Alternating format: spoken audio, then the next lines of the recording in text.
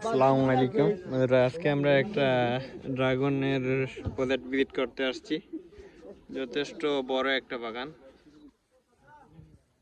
সম্ভবত সম্পূর্ণ বাগানটা শুধু রেড ভেলভেট দিয়েই লাগানো। প্রচুর বড়।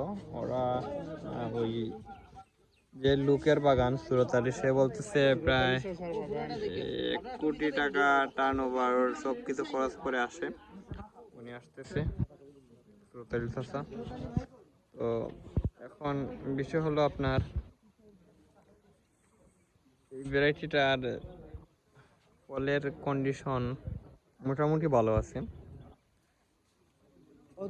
কিন্তু স্বপরাগিত জাত না হলে এরকম কমার্শিয়াল বাগান প্রফিটেবল হওয়া খুবই টাফ। আর যত সম্ভব আমরা টনিক ইউজ না করাটাই ভালো। টনিক ইউজ করলে ফলের মান নষ্ট হয়ে যায়। আর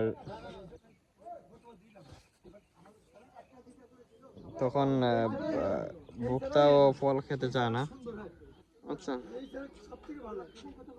সবাই ভালো থাকেন।